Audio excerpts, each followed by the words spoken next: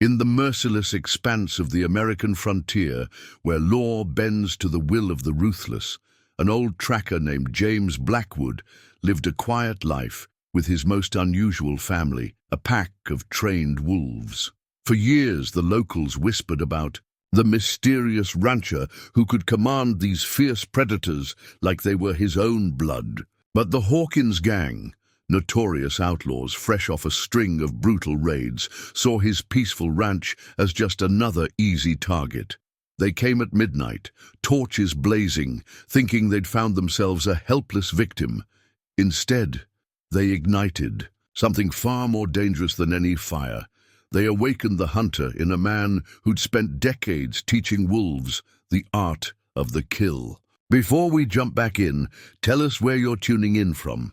And if this story touches you, make sure you're subscribed, because tomorrow I've saved something extra special for you. Dawn painted the Montana sky in shades of amber and gold as James Blackwood emerged from his modest cabin, his weathered boots crunching against the frost-covered grass. At 53, his face bore the marks of a life spent in the wilderness. Ondige, deep lines etched by sun and wind, and eyes that had seen more than most men could bear. But there was something else in those eyes, a fierce intelligence that spoke of years spent reading both man and beast. A low growl rumbled from the tree, line followed by the padding of heavy paws. Shadow, the alpha of his pack, emerged first, a massive black wolf with eyes like polished silver. Behind him, 5 more wolves materialized from the morning mist, moving with the precise coordination that had taken Blackwood years to instill. At ease, Blackwood commanded softly, and the tension in their muscles instantly relaxed. He reached into his coat and pulled out strips of dried venison, tossing them with practiced accuracy to each wolf in order of their rank. This wasn't just feeding time. It was a daily ritual that reinforced the pack's hierarchy and their bond with him. 15 years had passed since he'd found Shadow, then a half-starved pup in the aftermath of a particularly brutal winter. That same year, his wife Sarah had passed, leaving him alone with nothing but tracks to follow and a void that seemed impossible to fill. But in saving Shadow, he'd found a new purpose. As he moved through his morning routine, checking the fences, tending to his small herd of cattle, the wolves moved with him in a complex dance they'd perfected over the years. Ghost and Storm, the twin greys, always took the flanks. Timber, the russet-colored female, watched the rear. Luna, the youngest, stayed close to Shadow, while Thunder, the largest of the males, ranged ahead, scouting. Blackwood had learned their language just as they'd learned his commands. Every ear twitch, every tail position, every subtle change in their gait told him stories about what was happening in his territory. They were more than just trained animals. They were extensions of his will, a family forged in solidarity and survival. In town, they called him the Wolf Whisperer behind his back, their voices mixing fear with fascination. Few knew the truth of how he'd gained such mastery. Fewer still knew of his years as a frontier tracker, when his ability to read sign and predict human behavior had made him legendary among the territory's lawmen. "Movement to the south," he murmured, noting Shadow's sudden attention.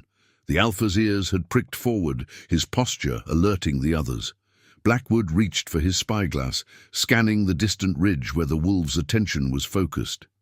A lone rider moving fast, too fast for these treacherous paths. Within moments, the pack had shifted formation without a single verbal command. This was the result of countless hours of training, years of building trust and understanding. Each wolf knew its role, understood the subtle signals that could mean the difference between life and death in the unforgiving wilderness. The rider was getting closer, and now Blackwood could see the urgency in their posture. News was coming, and in his experience, news that arrived with such haste rarely brought anything good. His hand instinctively moved to the well-worn Colt at his hip, a habit formed from years of tracking the territory's most dangerous outlaws. Wolves sensed his tension, their bodies coiling like springs. With a single gesture, he positioned them out of sight. To the approaching rider, he would appear to be nothing more than a solitary rancher, going about his morning tasks. It was an illusion he'd carefully cultivated over the years, the image of a simple man who'd traded the excitement of his past for the quiet life of animal husbandry. But beneath that peaceful facade lay a different truth. Every day spent training. The wolves, every lesson in coordinated hunting and silent stalking, had been preparation for something he'd always known would come. The frontier was changing, but violence remained a constant companion to those who dared stake their claim on its unforgiving soil. The rider was close enough now that Blackwood could hear the thunder of hooves against earth. His wolves waited, in perfect silence, hidden but ready. Whatever news was racing toward his ranch, he and his unusual family would face it together, as they had faced everything else since that bitter winter day when a half-starved pup had given a grieving tracker a reason to live again. The morning sun climbed higher as Blackwood led his pack to the training grounds, a secluded valley hidden behind his ranch where steep cliffs kept curious eyes at bay. Here, among the twisted pines and weathered rocks, he'd spent years honing his wolves into something unprecedented in the history of man and beast. Shadow moved with the quiet confidence of a born leader, his black coat gleaming like polished obsidian. He was more than just an alpha. He was Blackwood's lieutenant, capable of interpreting complex hand signals and relaying commands to the others through a sophisticated series of vocal and physical cues. When Shadow howled, it wasn't just a call, it was a tactical instruction that could redirect the entire pack's movement in seconds. The twin greys, Ghost and Storm, demonstrated their uncanny ability to work in tandem. They weaved through the obstacle course Blackwood had constructed, moving like smoke through the morning air.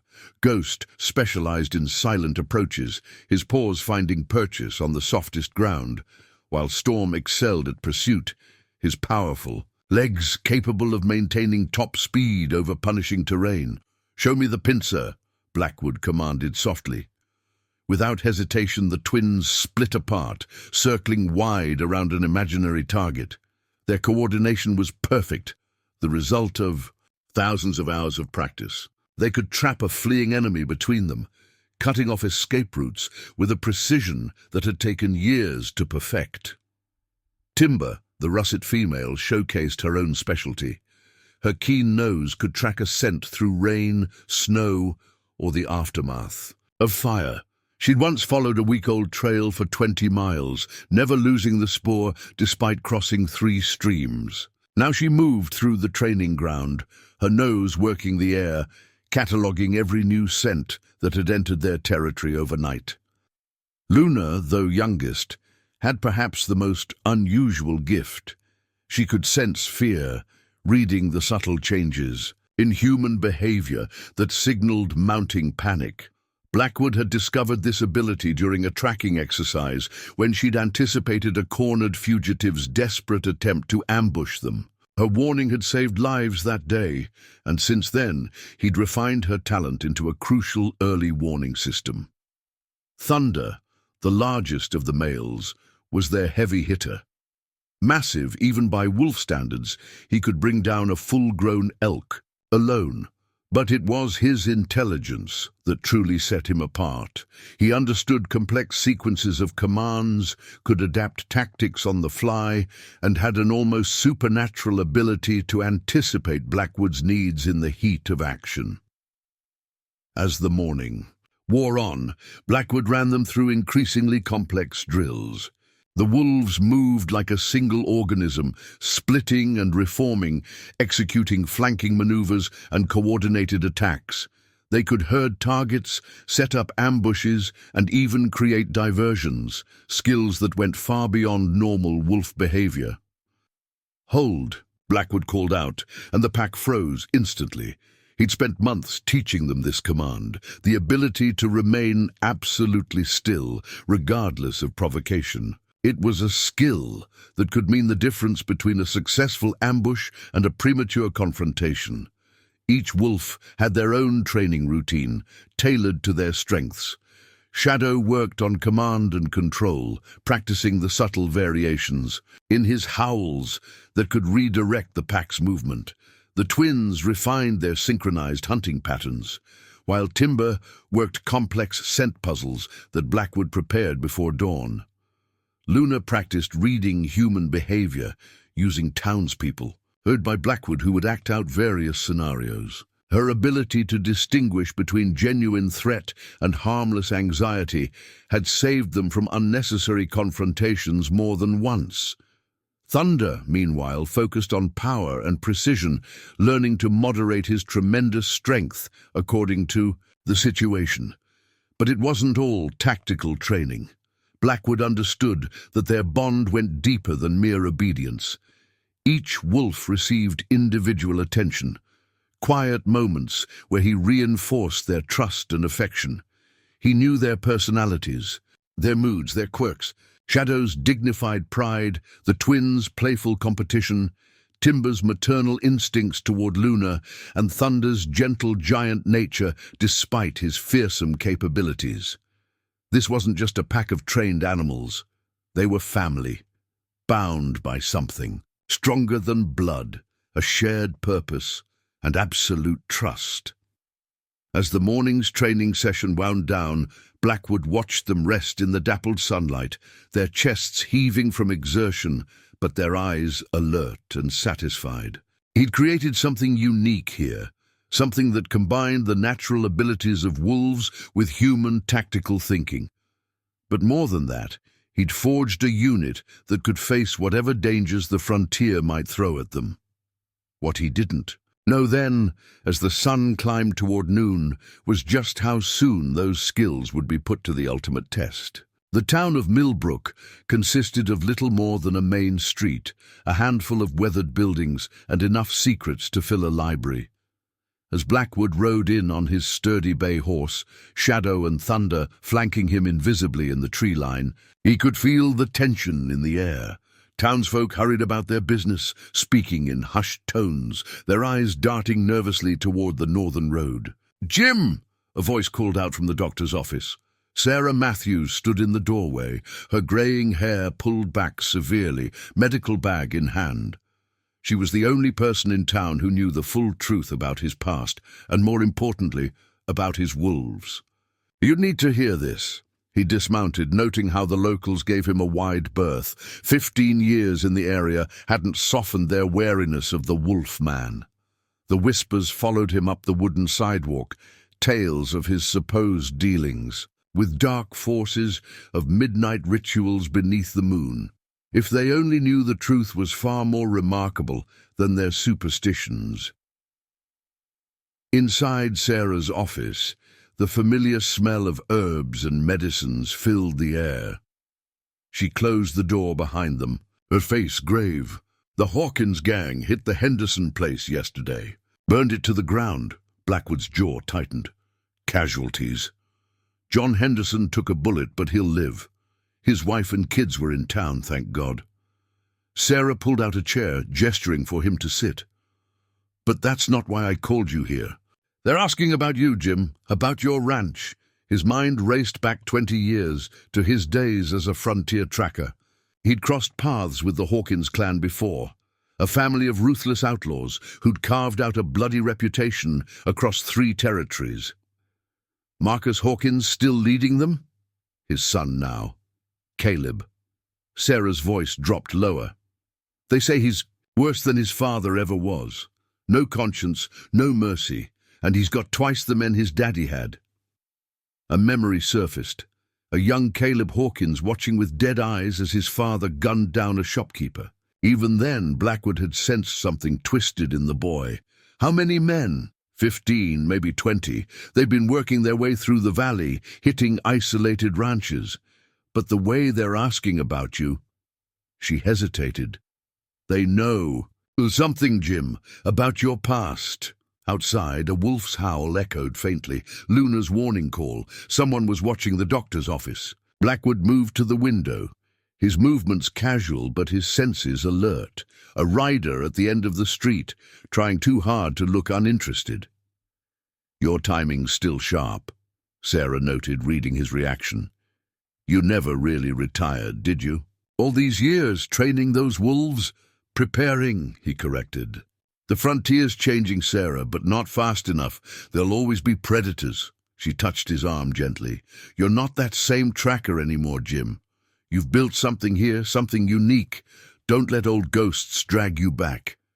But they both knew it was too late for that. The past was riding hard toward his ranch, carrying torches and ammunition. "Tell me about Henderson's place. How many men hit it?" 6, according to John. They knew exactly when to strike, how to approach without being seen. Someone's been scouting. For them.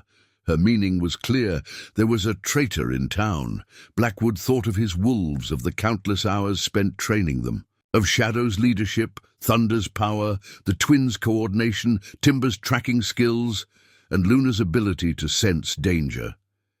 He'd built his pack for this very purpose, not just for protection, but for justice in a land where the law was often too distant or too corrupt to help.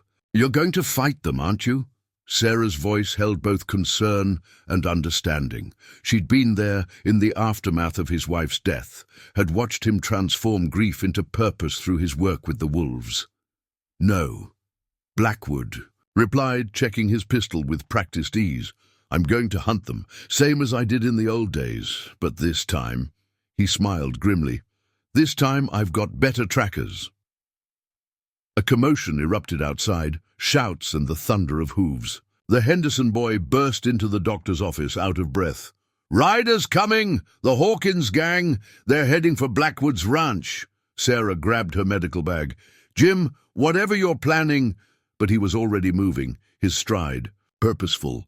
"Get everyone off the streets, Sarah. What's coming isn't for their eyes." As he mounted his horse, he gave a sharp whistle. In the distance, 5 haunting howls answered. His pack was ready. The chase was about to begin, and Blackwood couldn't help but feel a familiar surge of anticipation. He'd spent 15 years turning 6 wolves into the ultimate hunting unit. Now it was time to show the Hawkins Gang exactly what they were up against. Blackwood urged his horse faster, but the smoke rising from the direction of his ranch told him he was already too late. The afternoon sun cast long shadows across the valley as he rode, his mind racing through scenarios, counting the precious minutes. He'd ordered his wolves to stay hidden in the forest's edge, a decision that would save their lives but cost him dearly. The Hawkins Gang had planned this well. They'd created the diversion in town to draw him out, knowing the exact distance between Millbrook and his ranch. As he crested the final hill, the full extent of their brutality became clear. His barn was engulfed in flames, the wooden structure crackling and groaning as fire consumed it. His cattle lay slaughtered in the pasture, their carcasses a message written in blood. Through the smoke, he counted at least 12 riders, their faces masked, moving with the coordinated precision of men who'd done this many times before.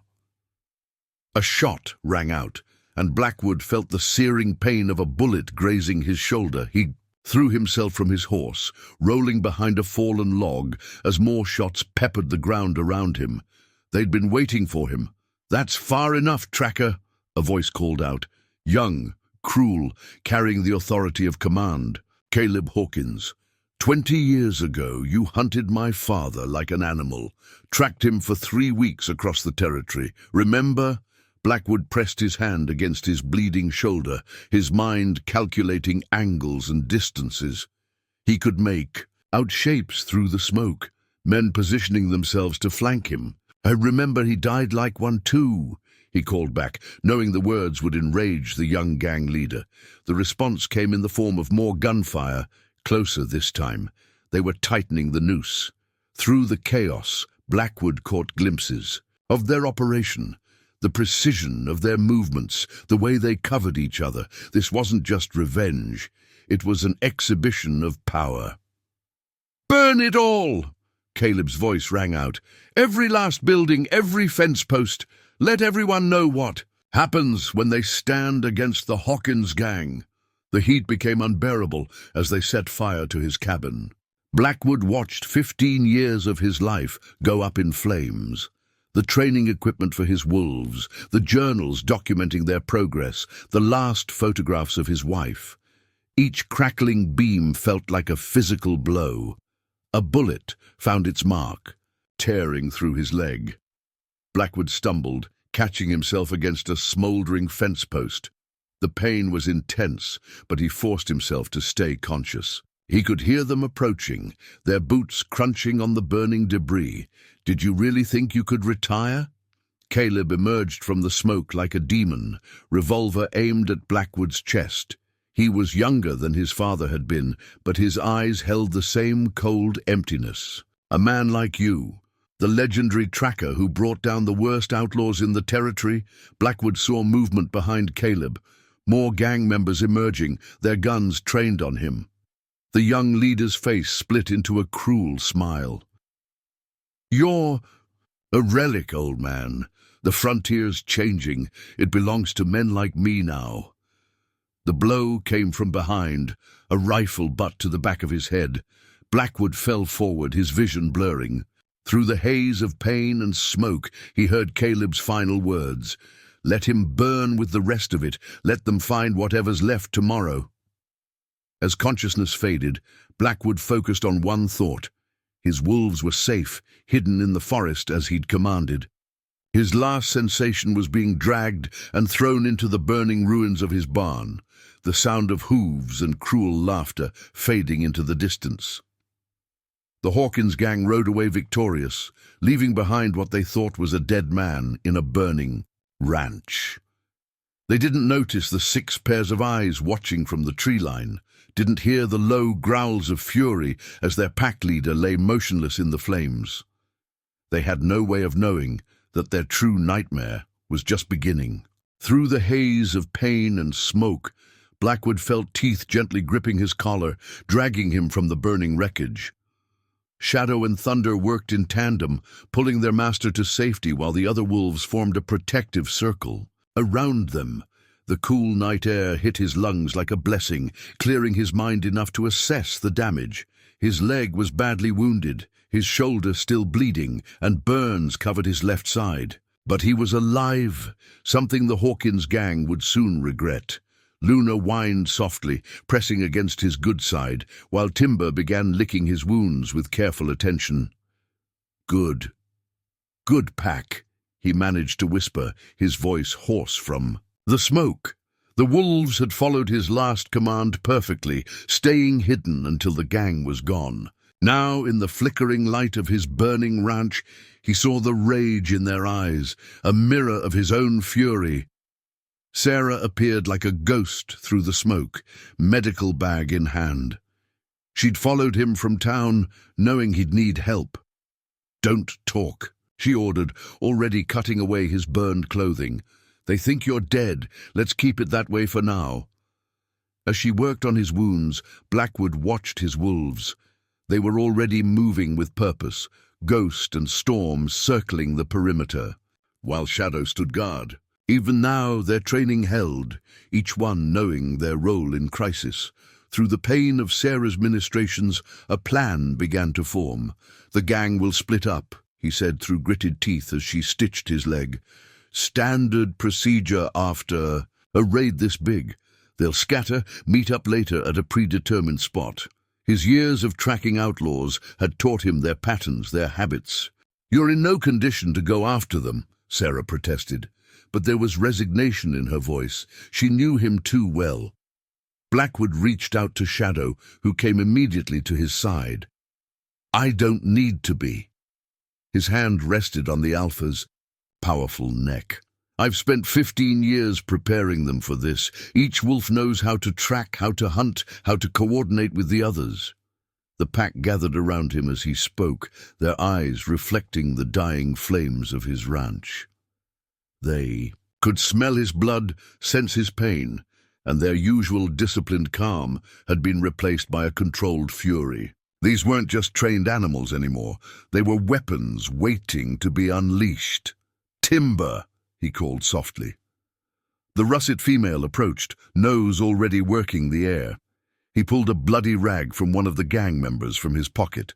The days picked up during the brief fight. "Hunt!" The command set off a chain reaction. Timber's nose went to the ground, while Ghost and Storm moved to flanking positions. Shadow waited for Blackwood's next order, the entire pack poised on the edge of action. "They'll kill you if they find out you survived," Sarah warned, finishing the bandaging. Blackwood's laugh was harsh in the smoke-filled air. "No, Sarah, they're the ones who don't realize they're already dead." He turned to his pack, his voice taking on the command tone they knew so well. "Shadow, Ghost, Storm, North Trail, Thunder, Luna, take the east. Timber, lead the hunt." The wolves moved like spirits into the darkness, their forms melting into the night. They would track the scattered gang members, follow them to their hideouts, learn their patterns.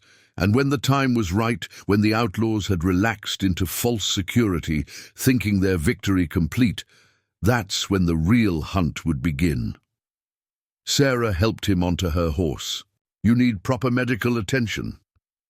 "What I need," Blackwood replied, watching his wolves disappear into the darkness, "is revenge. And I've got 6 angels of death to help me get it." The night air carried the sound of a distant wolf's howl, Timber already on the trail. One by one, the other wolves joined the call, their voices rising in a haunting chorus that echoed through the valley. To anyone else, it might have sounded like ordinary wolves. But Blackwood knew better. It was a promise, a declaration of war. And somewhere out there in the darkness, the scattered members of the Hawkins Gang would hear that howl and feel a shiver of primal fear, not yet knowing that they had just become prey. 2 days after the raid, Jake "Snake" Wilson made camp in a small clearing 15 miles north of Millbrook. As Caleb Hawkins' chief scout, he prided himself on choosing secure locations, but something about this night had his nerves on edge. The shadows seemed deeper than usual. The forest sounds just a little too quiet. He'd split from the main group as planned, taking his share of the recent raid's earnings. In 3 days, they'd all rendezvous at the old Carson mine. Standard procedure after a big job. But until then, he was on his own, just the way he liked it. The first hint that something was wrong came when his horse started getting skittish. The animal's ears kept twitching, its eyes rolling white at the darkness beyond the firelight. Snake had learned long ago to trust a horse's instincts, but his pride wouldn't let him break camp like some greenhorn spooked by night sounds. 100 yards away, concealed in the undergrowth, Ghost and Storm watched their target with predatory patience. Shadow had assigned them this prey, the man whose tracking skills had helped the gang find Blackwood's ranch. Through the mental link that only twins could share, they coordinated their approach, using every technique Blackwood had taught them. Over the years, meanwhile, across the territory, the other gang members were making their separate ways to the rendezvous point. Marcus Reed, the gang's demolitions expert, had holed up in an abandoned church, surrounded by his precious dynamite. Timber tracked him silently, her keen nose picking up the sharp scent of explosives. The Thorne brothers, Bill and Charlie, had headed west, planning to lie low in a mining camp they knew. Thunder and Luna followed, their larger forms keeping to the deeper shadows as they stalked their quarry. Luna's special talent was already at work, sensing the younger brothers growing unease. Back at Snake's camp, the hunter was about to become the hunted. Ghost circled wide to the north, while Storm moved south, executing the pincer maneuver they'd practiced countless times. Their movements were silent, their coordination perfect, when Snake's horse finally panicked and broke its tether, fleeing. Into the night, he made his fatal mistake. "Damn beast," he muttered, standing and moving away from his fire to look for the horse. The moment he stepped into the darkness, the twins made their move. Storm emerged first, a grey shadow that drew Snake's attention and made him reach for his gun. It was a deliberate distraction, allowing Ghost to approach unseen from behind. The attack was swift, coordinated, and lethal. Snake never even got a chance to fire his weapon. Across the territory, similar scenes were playing out. Timber had located Marcus Reed, watching as he fortified his position in the church. Her howl, coded and precise, transmitted the location to Blackwood, who was already planning the next phase from Sarah's clinic. The Thorne brothers, spooked by Luna's psychological warfare, had abandoned their original plan and were now moving directly toward the rendezvous point. It was exactly what Blackwood had predicted. Fear would drive them to seek safety in numbers. In his temporary sanctuary at Sarah's clinic, Blackwood studied the map he'd marked with his wolves' reported positions. Each howl they sent brought new intelligence, allowing him to piece together the gang's movements and plans. Sarah watched him work, concerned by the cold calculation in his eyes. "You're not just killing them," she observed, changing his bandages. "You're taking them apart, piece by piece, breaking them down." "Every predator knows," Blackwood replied, marking another position on his map as a distant howl reached them. "You don't just attack the prey. You isolate them, make them feel vulnerable. Let fear do half the work." The wolves were performing beyond even his expectations. Years of training exercises had prepared them for exactly this kind of coordinated hunt. Each pair knew their targets, understood their roles, and executed their tasks with lethal precision. By morning, Snake Wilson's body would be found by a passing stagecoach. The official report would blame a mountain lion attack, but Caleb Hawkins would know better. The howls that echoed through the territory that night carried a clear message. The hunter had become the hunted, and his greatest nightmare was just beginning. Marcus Reed's hands shook as he reloaded his shotgun. For the past hour, something had been circling the abandoned church, testing its defenses. He'd caught glimpses of movement in the moonlight, a russet-colored shape that appeared and vanished, like smoke. His barricaded position in the church bell tower gave him a clear view of the surrounding area, but that only made the waiting worse. Timber watched from the shadows, her keen nose telling her that the man was alone and terrified. The scent of dynamite hung heavy in the air, enough explosives to level half a mountain. She'd already relayed this information through a series of coded howls, and now she waited for the response. It came with the pre-dawn light, Thunder's massive form materializing from the tree line. The largest wolf moved with deliberate slowness, making himself visible to Reed. It was a calculated move, part of Blackwood's strategy. Show the prey something obvious to focus on, while the real threat approaches unseen. "Come on, then!" Reed shouted, his voice cracking. He fired at Thunder, but the wolf was already moving, drawing the man's attention exactly where they wanted it. Below, Timber slipped into the church through a broken window, her paws silent on the wooden floor. In his panic, Reed had made a critical mistake. He'd stored his dynamite on the ground floor, thinking only about defending against humans who would have to come through the door. But wolves weren't bound by human tactics. Timber located the explosives, then retreated. Outside, Thunder continued his psychological warfare, appearing and disappearing at the edges of Reed's vision. The man's shots became more erratic, his curses more desperate. Dawn was breaking when Reed heard it, a soft scraping from the floor below. He rushed to the trapdoor, expecting to find a wolf trying to climb the ladder to his position. Instead, he saw Timber standing next to his stockpile of dynamite, her eyes reflecting the early morning light. In her jaws, she held something that made his blood run cold, the end of a fuse already lit. Reed's scream echoed across the valley as he scrambled down the ladder, all thoughts of defense forgotten. He burst out of the church door at full sprint, only to find Thunder waiting. The massive wolf stood directly in his path, a dark mountain of muscle and fury. In his last moments, Marcus Reed finally understood. These weren't just wolves. They were executioners. The explosion that followed erased all evidence of what had really happened there. Miles away, in a camp hidden deep in the woods, Bill and Charlie Thorne heard the distant boom. They'd been on edge ever since separating from the main group, haunted by glimpses of shapes in the darkness and howls that seemed to come from everywhere and nowhere.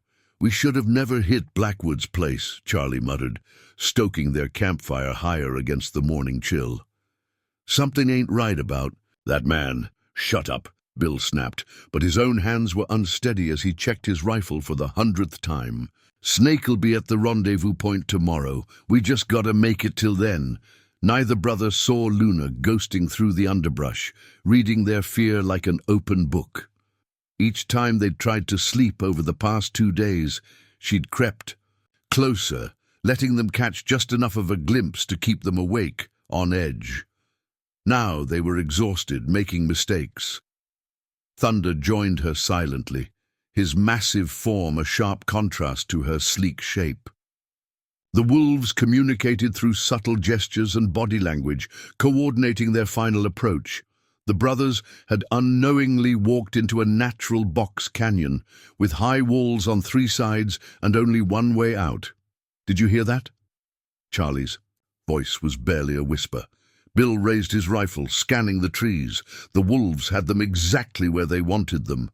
Tired, frightened, and thinking only about threats from ground level. Thunder and Luna exchanged a look that seemed almost human in its understanding. Then Luna let out a howl, not the hunting call the brothers expected, but something that sounded almost like laughter. It was the last sound the Thorne brothers would ever hear. When Caleb Hawkins' men finally found the bodies 2 days later, they couldn't explain how 2 experienced outlaws had been taken down so efficiently. But the message was clear.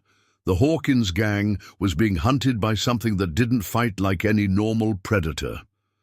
Back in Millbrook, Blackwood received the news of his wolves' success with grim satisfaction.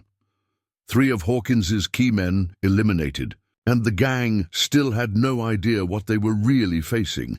But this was just the beginning, a demonstration of what his pack was capable of. The real hunt was about to begin.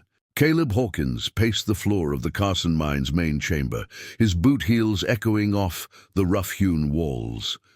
Only half his men had made it to the rendezvous point, and those who had arrived were jumping at shadows. The news of Snake Wilson's death had been bad enough, but the explosion at the church and the disappearance of the Thorne brothers pointed to something more systematic than random animal attacks. "It ain't natural," Pete Morgan, his second-in-command, muttered. "First Snake, then Reed and the Thorns. Something's hunting us, boss." "They're wolves." Davis, one of the younger gang members, spoke up. His face was pale, hands shaking as he cleaned his rifle. "Had to be the ones that belonged to Blackwood. We all saw them tracks around his ranch." "Blackwood's dead," Caleb snapped, but doubt gnawed at him. He'd seen the old tracker's body in the burning barn himself, hadn't he? But then again, the fire had been so intense. Outside the mine entrance, Shadow and Ghost observed the gang's growing paranoia. The alpha wolf's keen ears picked up every word of their heated discussion, while Ghost noted the patrol patterns of the guards they'd posted. Every detail would be relayed back to Blackwood through their sophisticated system of howls. Inside, the argument was escalating. "We should pull out," Morgan insisted. "Head south, split up for a few months until things cool down." "We're not running from a bunch of mangy wolves." Caleb's voice cracked with barely controlled fury. "Double the guards. Set up more torches around the perimeter. Nothing's getting close to this camp." But fear had already taken root among his men. Those who'd been alone on the trail spoke of being stalked by shadows, of howls that seemed to come from everywhere at once. Even the horses were on edge, requiring constant attention to keep them from bolting. 2 miles away, in a hidden cave that Sarah had helped him prepare, Blackwood listened to his wolves' reports. Each howl painted part of a picture, the number of men, their positions, their declining morale. His wounds were healing, but he forced himself to be patient. Let the wolves do their work first. Their fuel and supplies will run low soon, he explained to Sarah as she changed his bandages. Fear burns a lot of energy. They'll have to send out hunting parties, maybe even a supply run to town. And that's when you'll strike, she asked, though she already knew the answer. Blackwood's smile was cold. That's when the pack will separate them, pick them off one by one. Caleb Hawkins will watch his gang be dismantled piece by piece, just like he tried to do to my home. Back at the mine, night was falling. The gang had built fires at regular intervals, creating a ring of light around their camp. But the flames that were meant to keep the wolves at bay only served to destroy their night vision and create deeper shadows beyond the perimeter. Thunder and Luna worked these shadows with practiced skill. Luna's ability to sense fear helped them identify the weakest links among the guards, the ones most likely to break under pressure. Thunder's massive form would occasionally move just at the edge of the firelight, drawing terrified shots that wasted ammunition and frayed nerves. Even further, "I'm telling you, they're out there right now," Davis whispered, his eyes wild. "Watching us, planning." "Shut your mouth," Caleb backhanded him across the face. "Next man who talks about wolves gets a bullet. We're the Hawkins Gang. We don't fear nothing." But his words rang hollow in the flickering darkness. 3 more men deserted that night, trying to slip away under cover of darkness. None of them made it past the tree line. Their screams served only to further demoralize those who remained. By dawn, the gang's numbers had dwindled from 15 to 8. Those who remained were clustered in the mine entrance, wild-eyed and trigger-happy. They had become prey animals, and they knew it. Shadow watched their deterioration with cold satisfaction. The alpha wolf had learned well from his master, not just how to hunt, but how to break an enemy's spirit. Through the morning mist, he let out a long, mournful howl that echoed off the canyon walls. It wasn't a signal or a command this time. It was a promise of what was to come. Inside the mine, Caleb Hawkins gripped his rifle tighter and tried to convince himself that they were just wolves, just animals. But in his heart, he knew better. He had awakened something far more dangerous than mere beasts when he'd burned down that ranch. He had started a war. He was rapidly losing the will to fight. Dawn brought no relief to the besieged Hawkins Gang. Their supplies were running dangerously low, and the constant vigilance had left them exhausted. Caleb Hawkins stood at the mine entrance, dark circles under his eyes, watching as his remaining men attempted to fortify their position with whatever they could find. "We need food and ammunition," Morgan reported, his voice barely above a whisper. 2 days at most, then we're in real trouble." Caleb's mind raced through options, each worse than the last. The wolves had them pinned down, their hunting patterns, making it impossible to leave the safety of the mine for more than a few minutes. 3 men had already died trying to reach the stream just 50 yards away. "What about Blackwood's body?" Davis asked suddenly. "Did anyone actually check it after the fire?" The question hung in the air like gunsmoke. Caleb remembered the burning barn, the satisfaction of leaving the tracker to die. But now doubt crept in, feeding the fear that had taken root in his mind.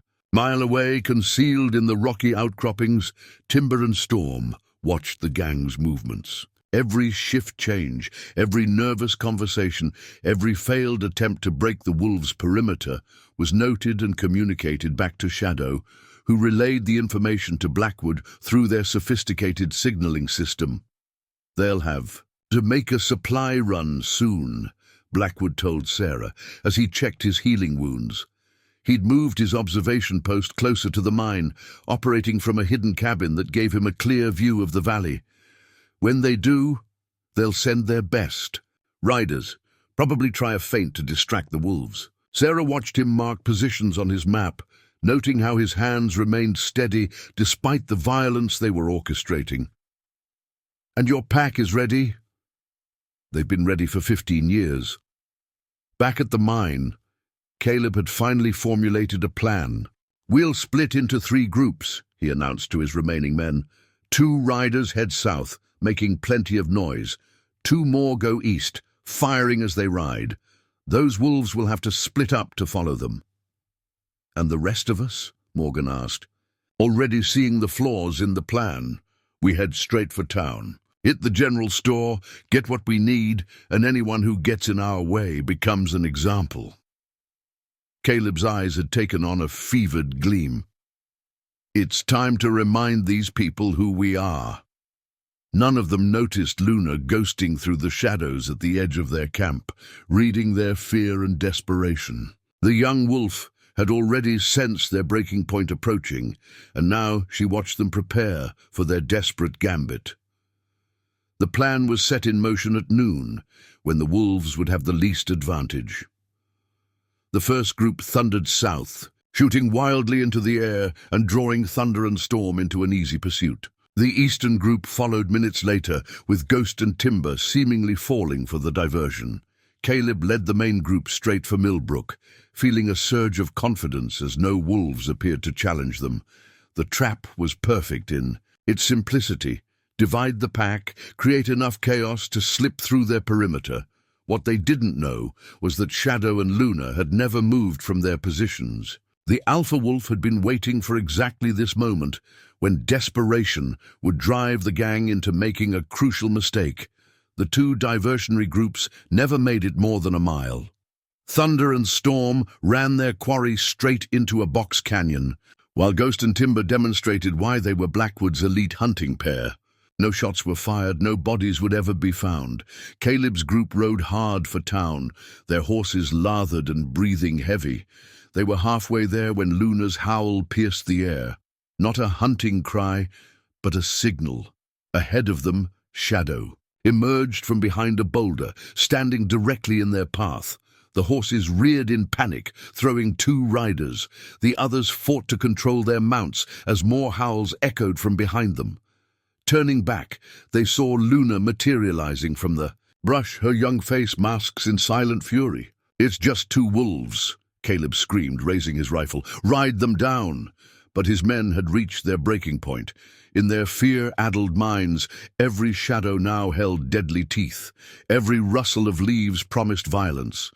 They broke formation, scattering in different directions, despite Caleb's enraged orders. Shadow and Luna made no move to pursue. They didn't have to. In their panic, the gang members were riding straight into the territories of the other wolves, who had already prepared their killing grounds with the patience of expert hunters. Caleb found himself alone, his horse trembling beneath him as Shadow's golden eyes locked onto his. For the first time since the raid on Blackwood's ranch, true fear gripped his heart. These weren't just animals hunting them. This was judgment. Sarah Matthews knew every face in Millbrook, which made the stranger in her clinic waiting room stand out like a wolf among sheep. He was trying too hard to look casual, clutching his arm with an obviously fake injury. More telling was the way. His eyes kept darting to the window, watching the street. "Feed fever's hitting the cattle hard up north," she said loudly enough for the mysterious patient to hear. "Driving the herd south toward Carson's old mine." She bandaged a child's scraped knee as she spoke, her voice carrying clearly. "Shame." About all those wolves following them, the stranger shifted uncomfortably, and Sarah noted the gun bulging beneath his coat. One of Hawkins' men, no doubt, sent to gather intelligence. She'd been expecting them. A coded howl echoed from the hills, Timber acknowledging the information. Sarah had learned their basic signals over the years, another secret she kept for Blackwood. The stranger left without ever seeing the doctor, mounting his horse and racing back toward the mine. In his hidden cabin, Blackwood received Timber's report with grim satisfaction. Sarah's performance had been perfect, feeding the gang exactly what he wanted them to believe. "They'll think the wolves hunting them are just part of a larger pack following the cattle," he mused, marking new positions on his map. Ghost and Storm were already moving into position, using the rugged terrain to conceal their approach. The Gang would expect wolves to come from the north now, following the non-existent cattle. Instead, death would come from the east and west. Back at the mine, Caleb Hawkins listened to his scout's report with desperate hope. "You're sure about this? The wolves aren't specifically hunting us?"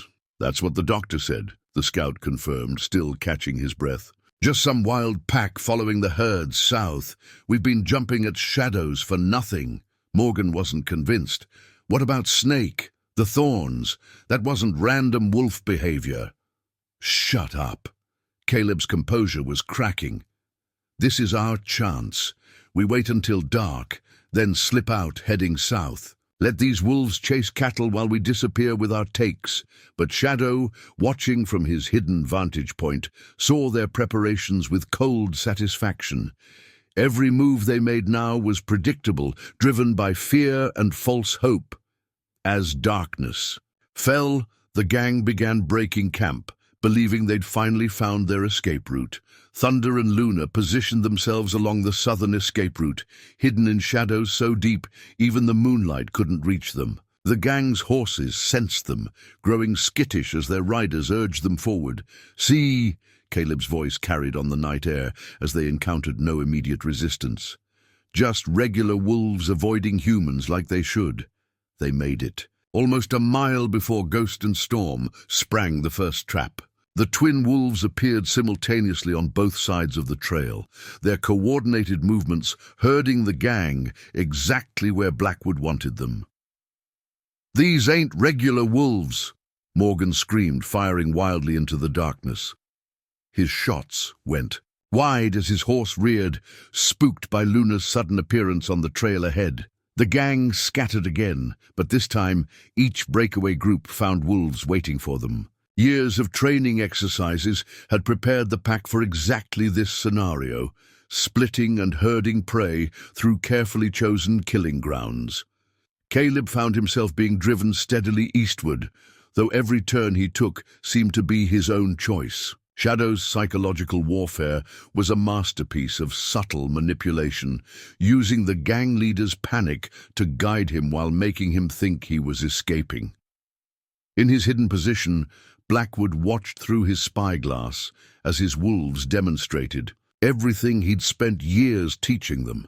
The gang wasn't just being killed, they were being systematically dismantled by a superior hunting force.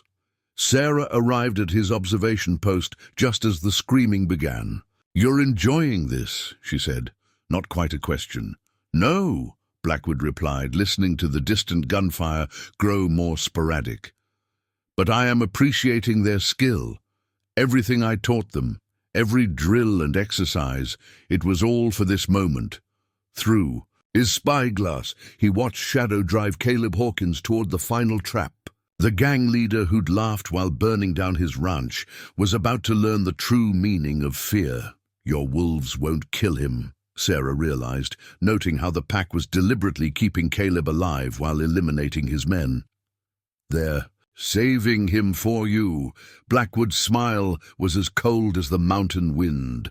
"A wolf pack always honors its alpha's right to the kill, and Caleb Hawkins is mine." Caleb Hawkins stumbled through the darkness, his once fine coat now torn and bloodied. His horse was long gone, spooked by the wolves that seemed to materialize from every shadow. Behind him, the screams of his men had gradually faded to silence. Now he was alone, running on pure instinct and terror. Shadow tracked him with methodical precision, steering him toward a specific clearing. The alpha wolf knew this location well. They had practiced this exact scenario countless times. Each member of the pack moved in perfect synchronization, invisible in the darkness, but ever present. Caleb's boot caught a root, and he fell hard, his pistol skittering away into the underbrush. As he scrambled to his feet, a memory surfaced, his father, Marcus Hawkins, telling him about the tracker who'd hunted him years ago. "Blackwood didn't just track people," his father had said. "He read them, predicted them, became death itself." The moon broke through the clouds, illuminating the clearing ahead. Caleb froze. There, sitting calmly on a fallen log, was James Blackwood. He looked like a ghost in the pale light, his wounds still visible, but his eyes were sharp and cold. "Your father had more spine," Blackwood said quietly, not moving from his position. "He at least faced me when the end came." "You're dead," Caleb whispered, his voice cracking. "We burned you." "You tried." Blackwood's hand rested casually on Shadow's head as the massive wolf materialized beside him. "But you forgot what your father knew. Always make sure of your kill." One by one, the other wolves emerged from the darkness, forming a circle around the clearing.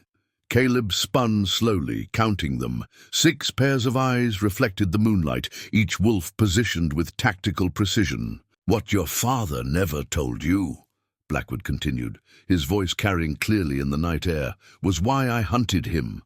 It wasn't just about the law. He killed my wife, Sarah, shot her dead when she witnessed one of his raids." The revelation hung in the air like smoke. "You're lying," Caleb snarled. "My father would have told me, would he? The great Marcus Hawkins, admitting he murdered an unarmed woman?" Blackwood's laugh was devoid of humor. "No, he took that shame to his grave. Just like he never told you about the other innocent people he killed, the families he destroyed," Thunder growled low, picking up on his master's controlled rage. The sound was echoed by the other wolves, creating a haunting chorus that seemed to come from everywhere at once. "So I hunted him," Blackwood continued, "tracked him for weeks. And when I finally cornered him, you know what his last words were?" He leaned forward, his eyes boring into Caleb's. "He begged me to spare his son, said you were innocent of his sins." Caleb's legs gave out, and he fell to his knees. You let me live?" "I did. Honored a dying man's last wish." Blackwood stood slowly. "And how did you repay that mercy? By becoming worse than your father ever was. By burning my home, destroying everything I built." The wolves began moving, tightening their circle with practiced precision. Luna's talent for sensing fear told her that Caleb was close to breaking, his bravado shattered by the weight of revelation. "And terror, my wolves have hunted your men," Blackwood said, his voice taking on a ceremonial quality. "They've earned their kills, proven themselves better predators than you could ever be. But you?" He drew his knife, the blade catching the moonlight. "You're mine." Shadow raised his head and howled, a sound of triumph, of justice long delayed. One by one the other wolves joined in, their voices rising in a terrifying chorus that echoed through the mountains. It was both a celebration of the hunt's success and a requiem for a blood debt finally being paid. As Blackwood approached, his wolves maintaining their perfect formation, Caleb Hawkins finally understood. He hadn't just awakened an old enemy by burning that ranch. He'd provoked something far more dangerous, a man who'd spent 15 years preparing for this exact moment, training nature's perfect hunters into something even more lethal. The last thing he saw was Blackwood's cold smile and the approving eyes of 6 wolves who had helped their master achieve his ultimate revenge. The morning after Caleb Hawkins' death brought no peace to Millbrook. Sheriff Tom Parker paced his office, a telegram clutched in his trembling hand. The message was clear. More members of the Hawkins Gang were coming. Not just a few men, but a small army gathered from other territories. Word of their leader's demise had spread fast, and now his cousins were riding hard for revenge. But that wasn't what truly troubled the sheriff.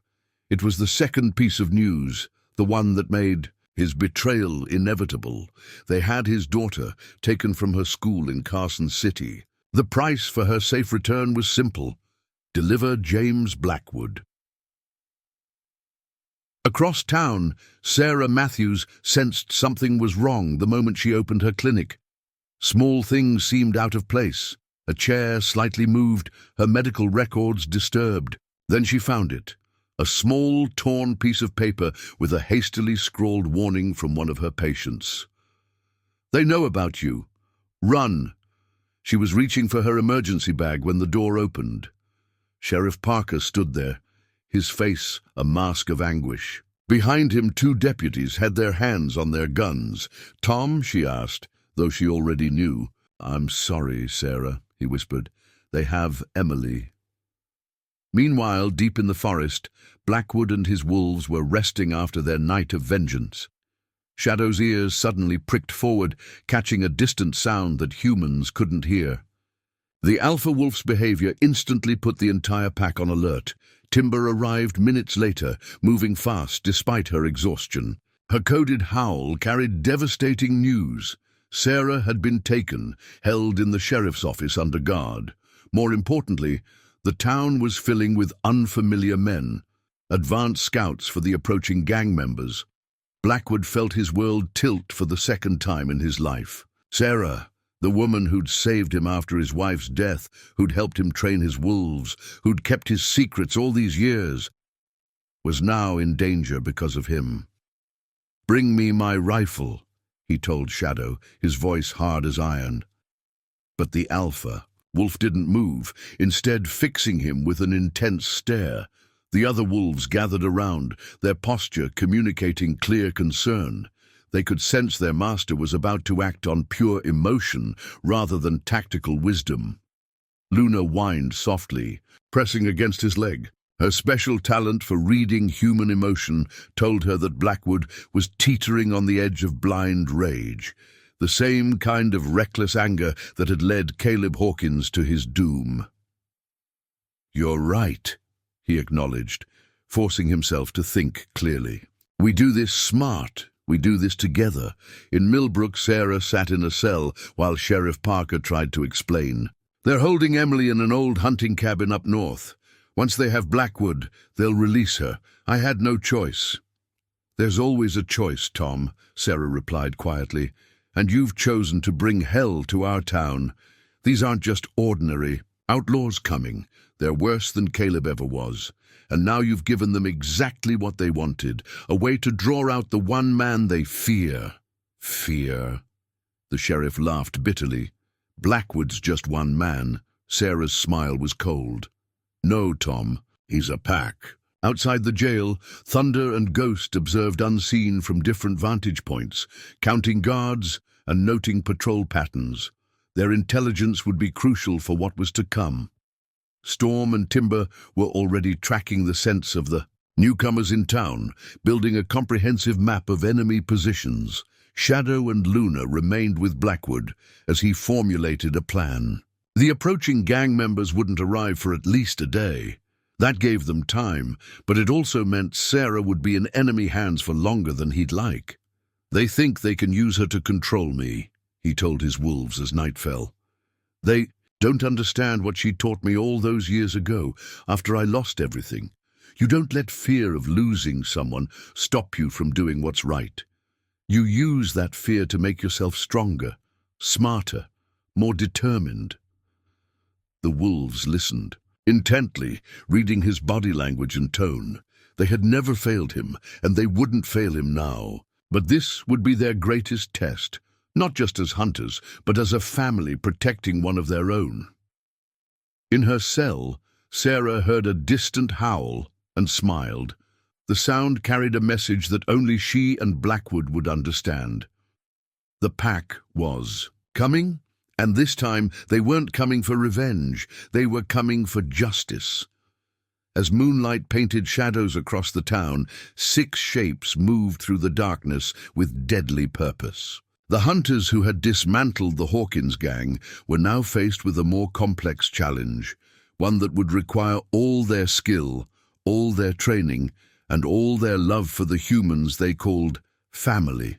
The betrayal had been made. The trap was set, but the trappers had forgotten one crucial detail. Wolves were at their most dangerous when protecting their pack. Night settled over Millbrook like a burial shroud. The town's usual evening bustle had been replaced by an eerie quiet, broken only by the sound of boots on wooden sidewalks as armed men patrolled the streets. In just hours, the advance scouts of the Hawkins family had transformed the peaceful settlement into an armed camp. From his hidden observation post in the church bell tower, Blackwood watched through his spyglass as another group of riders arrived. These weren't ordinary gang members. Their movements were too disciplined, their positioning too tactical.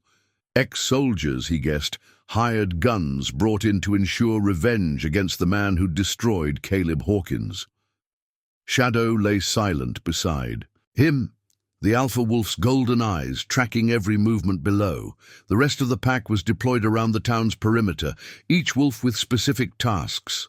Through their coded howls, Blackwood had already received detailed intelligence about guard positions, patrol patterns, and most importantly, Sarah's exact location in the jail. "They've got at least 30 men now," he whispered to Shadow, "more coming by morning." The wolf's ear twitched in acknowledgement. Numbers had never concerned them.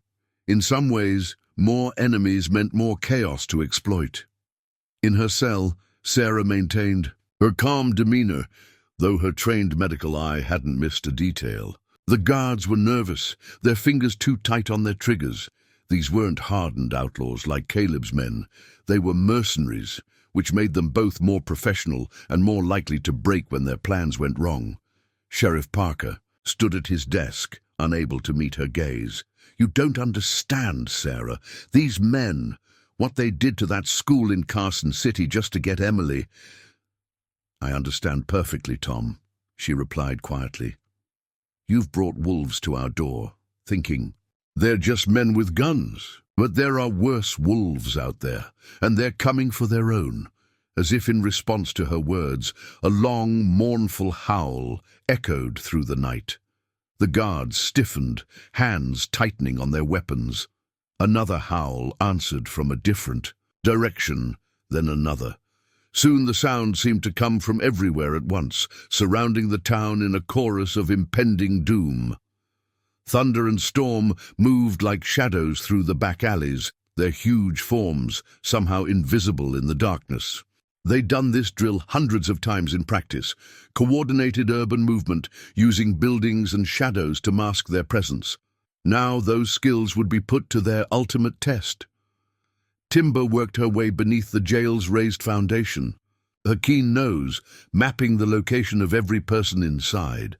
Above her, Luna circled the building, reading the fear levels of the guards and marking the ones most likely to break under pressure. Ghost, true to his name, became virtually invisible as he slipped through town, noting ammunition caches and escape routes. Every detail would be crucial when the moment came. Blackwood checked his weapons one final time, rifle, pistol, and the knife he'd used on Caleb. All the years of training, all the drills and practice hunts had been leading to this moment. But this wasn't about revenge anymore. This was about family.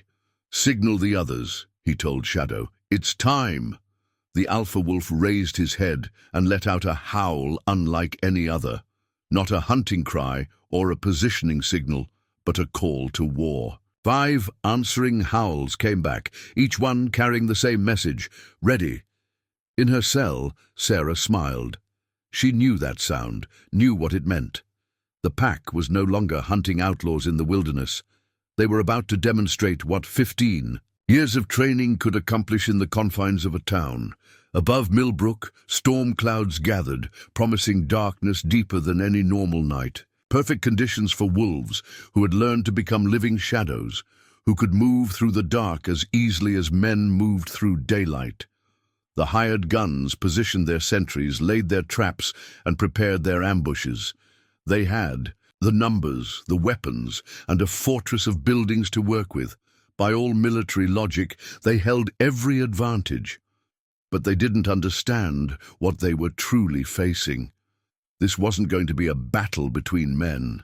This was going to be a demonstration of what happened when nature's perfect hunters were given human intelligence and years of tactical training. Thunder rumbled overhead as the storm approached.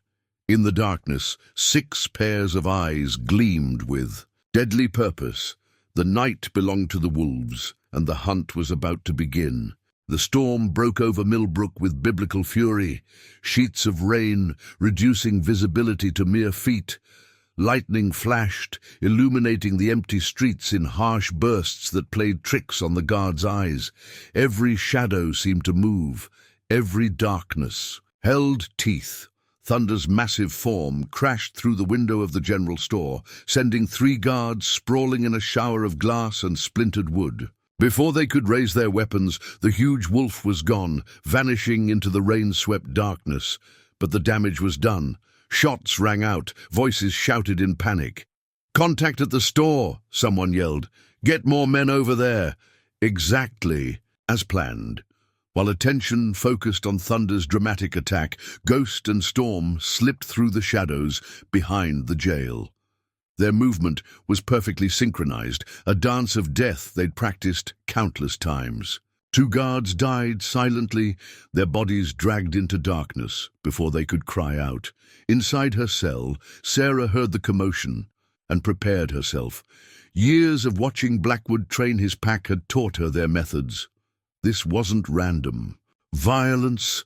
It was a carefully orchestrated symphony of chaos. Lightning flashed again, and Luna appeared in the jail's doorway like an apparition. The young wolf's ability to sense fear told her exactly which guard would break first. Her eyes locked onto the youngest deputy, who stumbled backward, his shotgun shaking. "Sweet Jesus," he whispered, then turned and ran. His panic spread like wildfire through the remaining guards. Luna let out a howl that seemed to shake the building's foundations. Not a signal this time, but pure psychological warfare. Timber, moving beneath the raised jail floor, located exactly where Sarah's cell was positioned. The wolf's powerful. Jaws closed on a specific support beam, one of the structural weaknesses she'd identified earlier. Wood cracked with a sound like gunshots. Outside, the hired guns were discovering that their numbers meant nothing in this environment. The wolves seemed to be everywhere at once, striking and vanishing, drawing men away from their posts with brutal efficiency. Every attempt to form organized resistance was met with attacks from unexpected quarters. Shadow and Blackwood moved. Through the chaos, like ghosts themselves, the man and wolf working in perfect unity. They reached the jail's back entrance, just as Timber's work caused a section of the floor to collapse, creating a gap beneath Sarah's cell. "Right on time," Sarah said calmly, already moving toward the opening. She'd stayed away from the cells. Front corner, knowing exactly where the floor would give way. Thunder's second attack came at the saloon, sending horses into a panic and scattering another group of guards. Storm and Ghost used the confusion to eliminate the men watching the jail's front entrance, while Luna continued her psychological assault, her howls now echoing from multiple directions thanks to the storm's acoustics. "We need to move," Blackwood said as he helped Sarah through the gap. More riders were spotted coming from the north, but Sarah grabbed his arm. "Emily," she reminded him, "the sheriff's daughter. She's being held at the old hunting cabin," he finished. "I know. Thunder and Storm are already on their way there." A massive explosion rocked the north end of town. One of the ammunition caches Ghost had marked earlier, now deliberately detonated by carefully placed charges. The wolves had learned that human weapons could be turned against their owners. The remaining guards were now firing blindly into the darkness, their professional discipline shattered by an enemy they couldn't effectively fight. These men were used to human opponents, to battles with clear front lines and comprehensible tactics.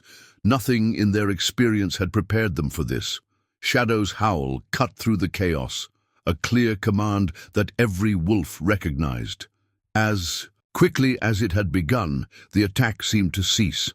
The wolves melted away into the storm, leaving behind a scene of complete devastation. "They'll follow us," Sarah said, as Blackwood led her to a waiting horse. "That's exactly what we want," he replied, checking his weapons. "The pack isn't just rescuing you, Sarah. They're leading these men into a trap. The town was just the beginning." In the darkness beyond Millbrook's borders, Thunder and Storm were already closing in on the hunting cabin where Emily was held. Behind them, confused and terrified men gathered their forces for pursuit, not realizing they were being drawn into the second phase of the pack's carefully orchestrated plan. The storm raged on. nature itself seeming to side with the wolves. In its fury, Blackwood smiled.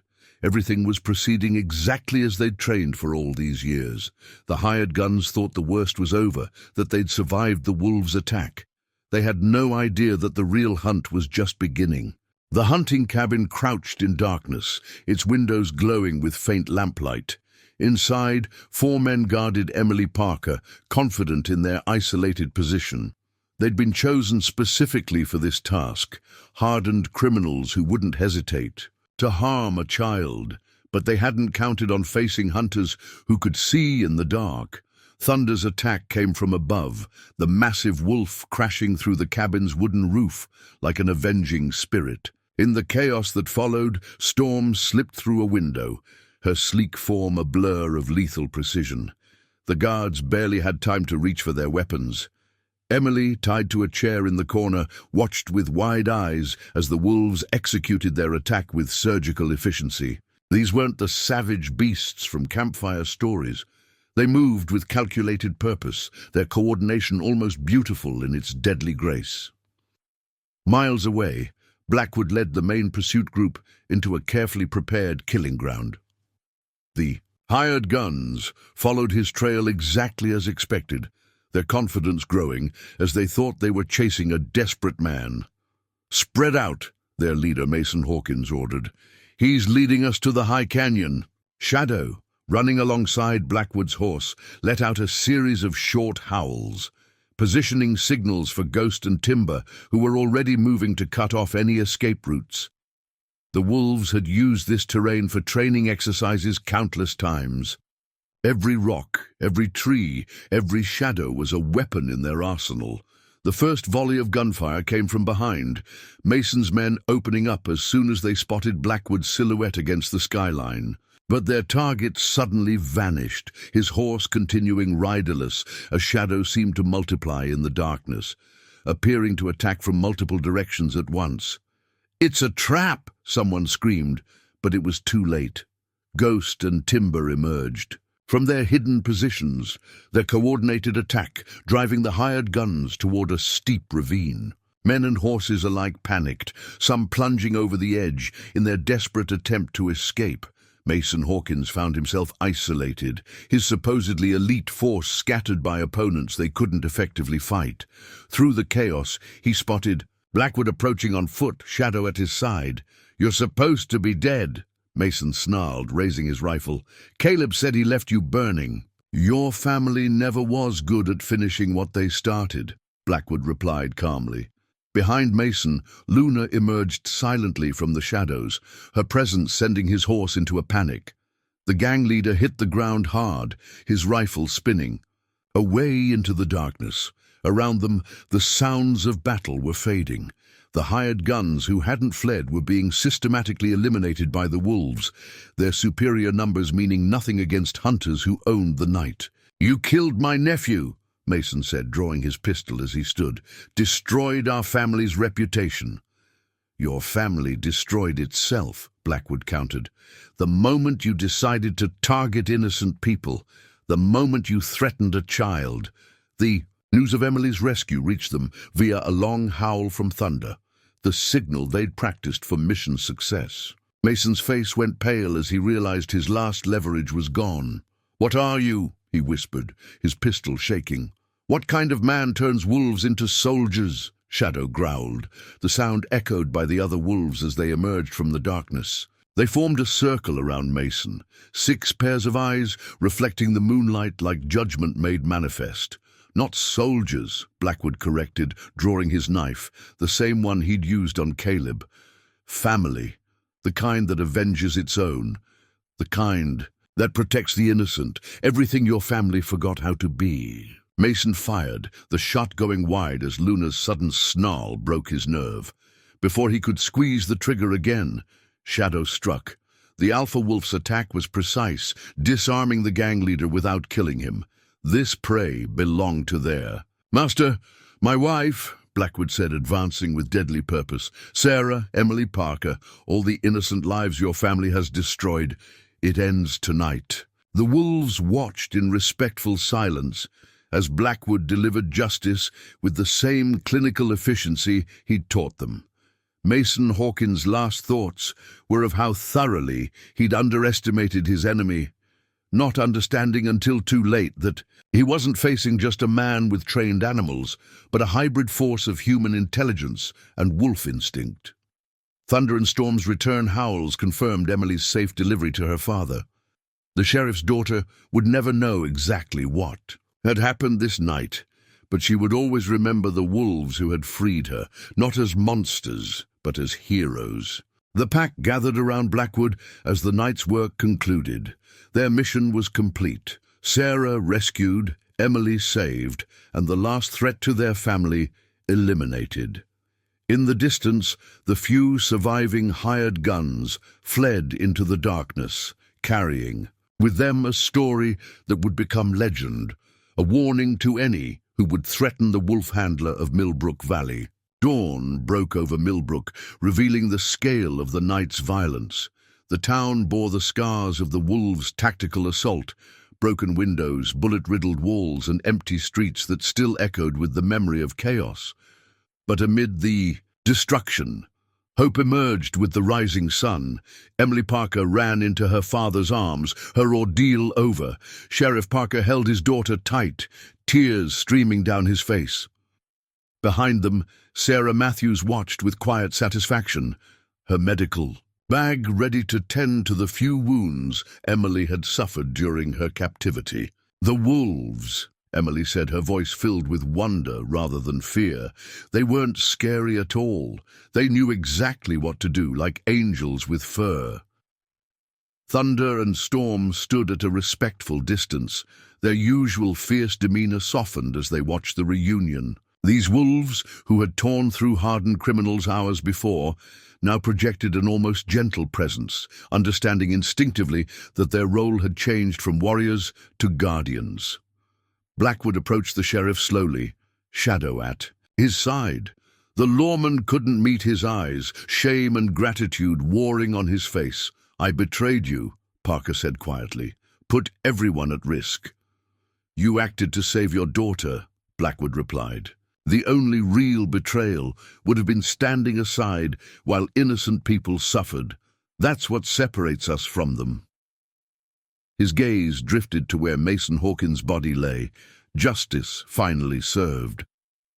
The surviving hired guns had fled into the night, carrying with them a story that would spread throughout the territories. It wasn't just about a man who could command wolves, but about a different kind of justice, one that came on silent pause and answered cruelty with calculated retribution. Luna approached Emily cautiously, drawn by the girl's complete lack of fear. The young wolf's special talent told her that this child had been changed by her experience, but not broken. Emily reached out slowly and touched Luna's fur, a smile of pure wonder on her face. "They protected me," she told her father. "When the bad men tried to run, the big one, Thunder, he stood over me, kept me safe until the others were dealt with." Sarah moved through the scene, checking for injuries and offering comfort where needed. She paused beside Blackwood, noting how his wolves had positioned themselves around the town, still alert for any remaining threats. "Your ranch," she said softly. "Everything you built can be rebuilt," he finished. "What matters is family." His gaze took in not just his wolves, but Sarah, Emily, and even the repentant sheriff. All kinds of family, Ghost and Timber, returned from their final sweep of the area, confirming through their signals that no enemies remained within miles of Millbrook. The threat that had loomed over the town was gone, washed away by rain and wolf's teeth. The town's people began emerging from their homes, drawn by the morning light and the absence of gunfire. They found not the scene of horror they expected, but something more complex, a new understanding of what it meant to have a pack of wolves as their protectors. "What happens now?" Parker asked, still holding his daughter close. Blackwood looked at his wolves, each one alert and ready despite their exhaustion. "Now we rebuild, Not just structures, but trust. Community. Shadow pressed against his leg, and Blackwood smiled. And we remember that sometimes the strongest bonds aren't the ones we're born with, but the ones we choose to forge. The morning sun cast long shadows as Blackwood and his pack prepared to return to their territory. They had eliminated not just a gang, but a legacy of cruelty that had plagued the frontier. In its place, they had demonstrated a different kind of strength, one based on loyalty, justice, and the unshakable bonds between species. Emily waved goodbye to the wolves, understanding somehow that while she might not see them often, they would always be watching, always protecting. The pack disappeared into the morning mist like spirits, leaving behind a town forever changed by their night of justice. As they traveled home, Blackwood reflected on how his years of tragedy and loss had led to this moment. His wife's death had set him on this path, but what had started as a quest for vengeance had transformed into something greater, a mission to protect, to serve justice, to forge a family that transcended the boundaries between man and wolf. The pack moved through the wilderness with their characteristic grace, their mission complete but their vigilance never-ending. They were more than just trained animals now. They were living proof that justice could wear many forms, and that the strongest pack was one bound by choice, trust, and love. Spring came to Millbrook Valley, painting the wilderness in shades of rebirth. On the ridge where Blackwood's burnt ranch had stood, a new structure rose against the sky. The townspeople had come together to help rebuild, paying back the debt they owed to the man and wolves who had protected them when darkness fell. Shadow stood at Blackwood's side as they surveyed the work. The alpha wolf had grown even more protective since the night of battle, understanding that their territory now extended beyond the wilderness to include the town itself. The other wolves patrolled in pairs, Thunder and Luna checking the northern boundaries, Ghost and Storm securing the south, while Timber ranged ahead, forever testing the wind for new threats. "The pack's different now," Sarah observed, joining them on the ridge. She'd officially moved her medical practice to a new building near Blackwood's ranch, understanding that her place was with this unusual family. They carry themselves like guardians, not just hunters. Blackwood nodded, watching Emily Parker approach up the trail. The girl visited regularly, drawn to the wolves who had saved her. Luna especially had formed a bond with the child, seeming to understand that her presence helped heal old wounds in both human and wolf hearts. "They chose this," Blackwood said quietly, "just like I chose them, just like you chose to stay." The valley spread out below them, peaceful now, but forever changed. The story of the wolf pack's justice had spread throughout the territories, becoming something of a legend. Those with evil intentions learned to avoid Millbrook, while those seeking protection sometimes made the journey just to catch a glimpse of the wolves who had become more than mere animals. In town, Sheriff Parker had pinned a deputy's badge on Blackwood, a gesture that meant little to the man, but acknowledged a deeper truth. Law and justice could take many forms, and sometimes the most effective guardians were those who walked the boundary between two worlds. As the sun set on another day, the pack gathered around their rebuilt home. They were more than just trained hunters now, more than even a family. They had become living proof that when trust, loyalty, and love bridged the gap between species, something extraordinary emerged. The wolves raised their voices in a howl that echoed through the valley. Not a battle cry or a hunting call, but a declaration. This was their home, their territory, their people to protect. And any who thought to test that commitment would learn what the Hawkins Gang had discovered too. Late in this valley, justice had teeth.